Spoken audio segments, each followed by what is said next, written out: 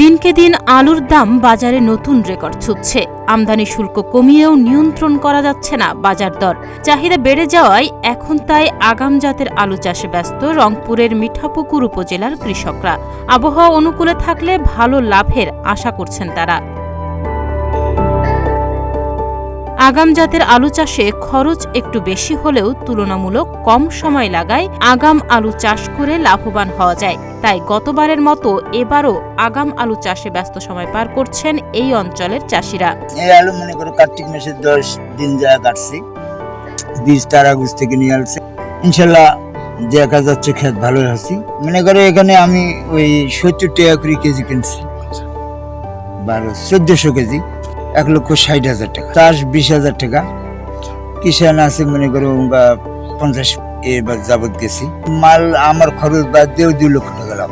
আগাম বলতে কি উপযুক্ত সময় আর কি তোলা যাবে। 70% জমিতে আলু লাগাচ্ছি। যেহেতু টিপিএস এর ফলন বেশি হয় বা আগাম হয়, দামও ভালো পাওয়া যাবে। কৃষকরা জানান, কৃষি বিভাগ থেকে আলু চাষে প্রশিক্ষণ ও উৎপাদিত আলু সরকার সরাসরি কৃষকের কাছ থেকে কিনলে কৃষকরা বেশি লাভবান হবেন। সেই সঙ্গে আলু চাষে আরও আগ্রহী হবেন বলেও জানান তারা। আমি আলু লাগাইছি আগাম আলু টিপিএস। অনেক গুরুত্ব দেয়, কেউ দেয় না, আর সবার কাছে আসে না।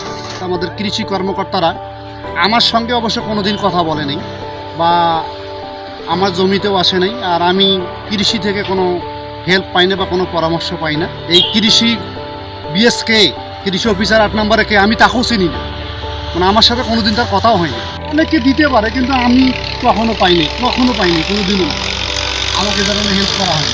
মিঠাপুকুর উপজেলা কৃষি অফিসার জানান, কৃষি বিভাগ থেকে আলু চাষের জন্য কৃষকদের সব ধরনের সহযোগিতা করা হচ্ছে।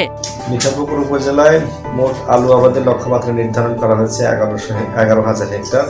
এই 11,000 হেক্টর থেকে আমরা প্রায় 3 লক্ষ মেট্রিক টন আলু উৎপাদন করবো বলে আশা করছি। আর মিঠাপুকুর উপজেলায় এবছর আমাদের আগাম আলুর লক্ষ্যমাত্রা হচ্ছে 120 হেক্টর। এই 120 হেক্টরের কার্যক্রম অলরেডি মাঠে চলছে। খুব শীঘ্রই আমরা আশা করছি এতে হারভেস্ট করতে পারবো এবং আমাদের মিঠাপুকুরের মানুষ এই নতুন আলুর স্বাদটি দ্রুত পেতে যাচ্ছে।